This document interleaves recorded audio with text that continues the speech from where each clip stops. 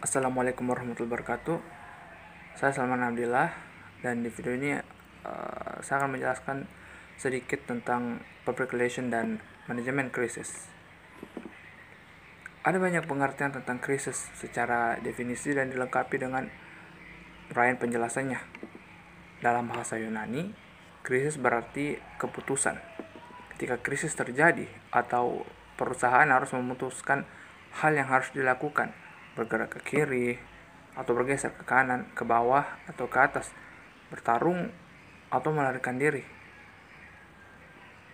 Sehingga krisis tidak dianggap sebagai petaka yang dapat menghentikan atau mematikan, melainkan momentum untuk perbaikan dan mencari peluang di baliknya.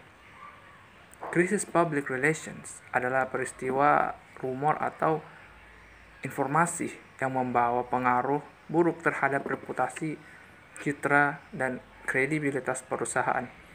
Banyak perusahaan berpikir bahwa krisis public relation hanya akan menyerang perusahaan besar, padahal krisis dapat menyerang siapa saja, baik individu, organisasi, maupun perusahaan, kapanpun dan dimanapun.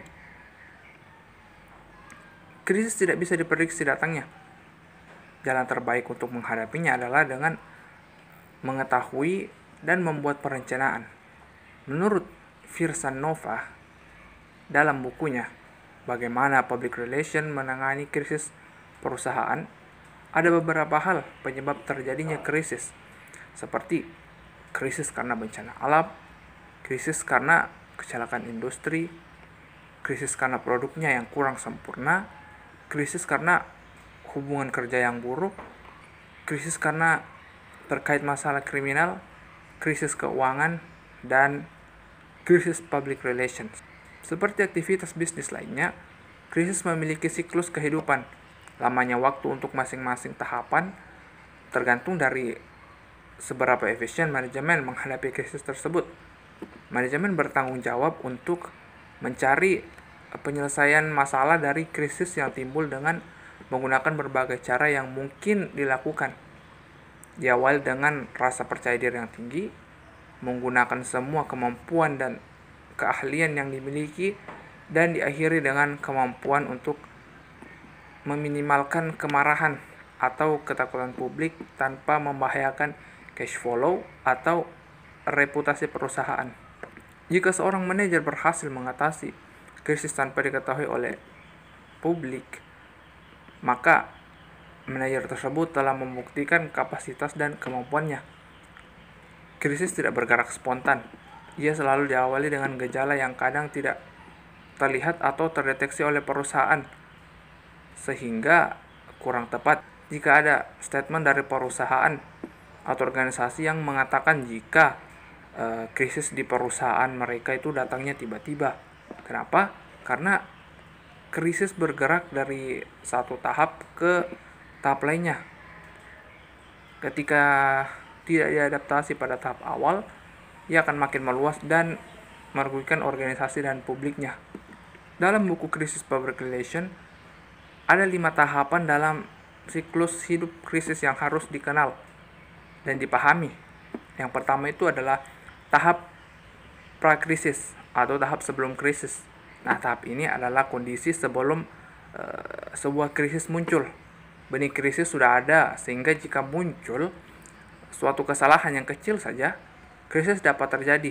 Benih yang mulai timbul pada tahap ini biasanya tidak diperhatikan karena aspek dalam perusahaan yang memang penuh risiko. Selain itu, perusahaan tidak mempunyai perencanaan menghadapi krisis. Yang kedua, tahap warning atau peringatan.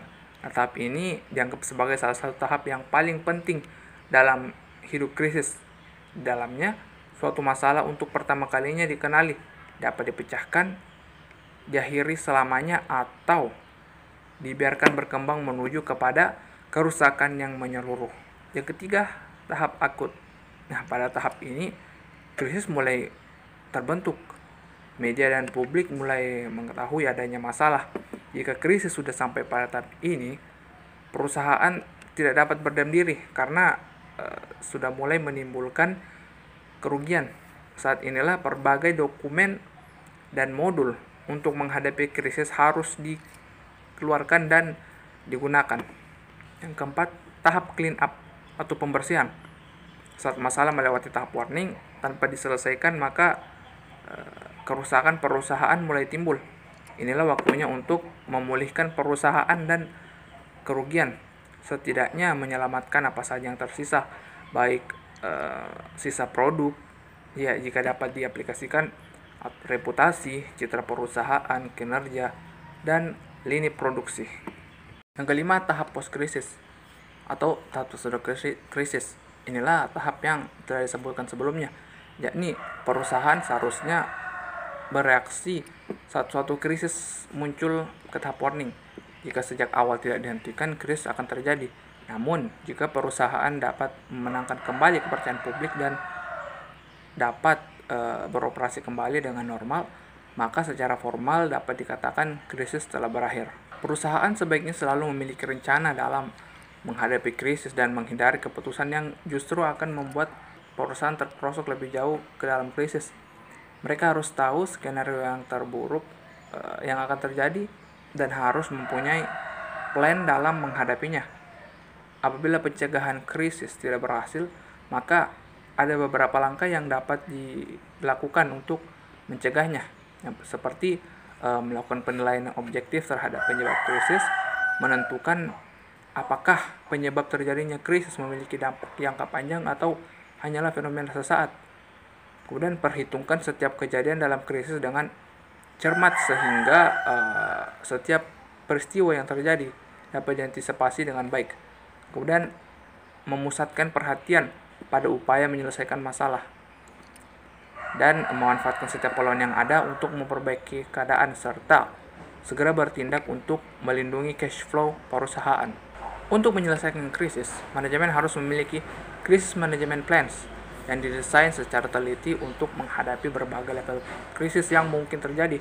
Oleh karena itu, jika terjadi kondisi krisis, perusahaan dapat mengidentifikasi dan merespon dengan baik. Melalui persiapan yang matang, pemimpin dapat memerintahkan bagaimana dan apa sebaiknya dilakukan saat krisis terjadi. Mengantisipasi krisis dapat dilakukan dengan menggunakan perencanaan strategi dan manajemen risiko. Setiap krisis harus dihadapi secara serius oleh pemimpin dan disampaikan kepada publik secara jujur. Pemimpin harus belajar dari setiap krisis yang terjadi. Jika terjadi krisis, ada beberapa hal yang harus dilakukan oleh public relation, seperti mengemas informasi terhadap publik. Dan mengemas informasi terhadap publik dapat dilakukan dengan cara instructing information, adjusting information, dan internalizing information. Jadi kesimpulannya, krisis tidak bisa menjadi pilihan yang dapat ditolak oleh organisasi atau perusahaan. Krisis hidup dan terus berkembang seiring dengan layunya organisasi dan lajunya komunikasi organisasi tersebut. Ketika krisis muncul, maka peluangnya adalah memanage krisis tersebut menjadi lebih terkendali. Public relations semestinya hadir sebagai bagian dalam organisasi yang menjembatani antara organisasi dengan publiknya. Terima kasih, saya Salman Abdillah. Wassalamualaikum warahmatullahi wabarakatuh.